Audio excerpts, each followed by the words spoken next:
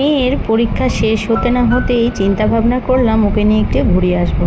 তো নমস্কার বন্ধুরা, কেমন আছেন সবাইকে? আশা করছি খুব ভালো ও সুস্থ আছেন। যে যেখান থেকে আমার ভিডিওটি দেখছেন অবশ্যই একটু জানিয়ে দেবেন কমেন্টে কে কোথা থেকে আমার ভিডিওটি ওয়াচিং করছেন।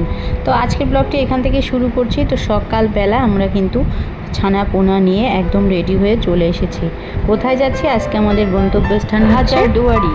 হাজারদুয়ারের আশেপাশে যতগুলো জায়গা রয়েছে ইচ্ছে আছে সেগুলোই বাচ্চাদেরকে দেখাবো। এর আগে তো আমরা দুজন দেখেই নিয়েছি। এবার ছানাপোনার কাছে এটি একটি ঐতিহাসিক দিন হতে চলেছে, কারণ ওরা কিন্তু এর আগে কখনোই এমনভাবে এই ঐতিহাসিক জিনিসগুলো দেখেনি। আর রাজা বা সুলতানদের বাড়ি দেখার একটা মজাই আসে আলাদা। ওনারা কি ব্যবহার করতেন, কোন খাটে ঘুমাতেন, শুতেন, কোন আয়নাতে মুখ দেখতেন, সমস্ত কিছুই কিন্তু ওখানকার মিউজিয়ামে দেখতে পাওয়া যায়। তো এই বাড়িতে থেকেই আমরা কিন্তু সমস্তটা সেট করে নিয়েছিলাম। তারপরে একটা এক্সট্রা পার্কে যাওয়ারও ইচ্ছা ছিল, কিন্তু পরিস্থিতি আর সেটা আমাদের সাথে হলো না, কারণ প্রচণ্ড গরম পড়েছিল আর বাচ্চারা এত পরিমাণ খেলাধুলা করছিল যে নাজেহাল। তো গাড়িতে কিন্তু আমি টিফিন নিয়ে যাই, আর টিফিনটা ওদেরকে দিয়েছিলাম। আপেল কেটে নিয়েছিলাম, মৌসম্বি লেবু কেটে নিয়েছিলাম। সেগুলো বাচ্চারা খেতে খেতে আমরা কিন্তু পৌঁছেই গিয়েছিলাম হাজারদুয়ারিতে। আর হাজারদুয়ারিতে যাওয়ার পরে চিন্তা করলাম ওদেরকে একটু ভাত খাই নেবো। আর এইদিকে দেখো কত সুন্দর সুন্দর ঘোড়া, চারিদিকে ঘোড়ার গাড়ি বেরিয়ে পড়েছে। এগুলো দেখে বাচ্চাদের তো ভীষণই মানে উৎফুল্ল হয়ে গেছে যে কোথায় মা বাবা নিয়ে চলে এসেছে। তো এই কথা বলতে বলতে আমরা হোটেলেও ঢুকে চলে এসেছি। এখানকার হোটেলগুলো খুব ভালো না হলেও আছে আর কি, মোটামুটি চলে যাওয়ার মতো।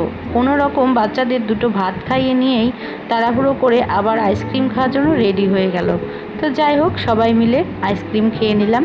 আর প্রচণ্ড গরম, কিন্তু বৃষ্টিটা অবশ্য হয়নি, এটা কিন্তু খুব ভালো বিষয়। না হলে কোথাও আমরা ঘুরতেই পেতাম না। তো যেহেতু ছুটির দিন, সেহেতু আমরা এই দিনটাই বাছাই করে নিয়েছি। আর এরই ভিতর আমাদের গাড়িটা পার্কিংয়ে রেখে এই যে হাওয়াই গাড়িতে উঠে পড়লাম, কারণ ঘোড়ার গাড়ি তো নাকি অনেক বেশি পয়সা। তো বাচ্চাদের নিয়ে আবার একটু ভয়ও লাগলো, যেহেতু একটি করে ঘোড়ার গাড়ি, একটা করেই ঘোড়া চালাচ্ছে।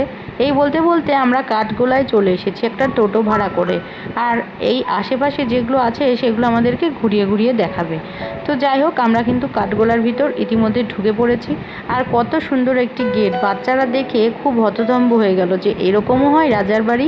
তো চারিদিকে সবুজে মোড়া একটি রাস্তা রয়েছে, অসাধারণ লাগছিল পরিবেশটা। মনে হচ্ছিল ওখানে কিছুক্ষণ বসে থাকি, কিন্তু ওই যে বাচ্চাদের নিয়ে এসেছি, কি আর বসে থাকা যাবে? তো তাড়াহুড়ো করে ভিতরে টিকিট কেটেই আমরা প্রবেশের জন্য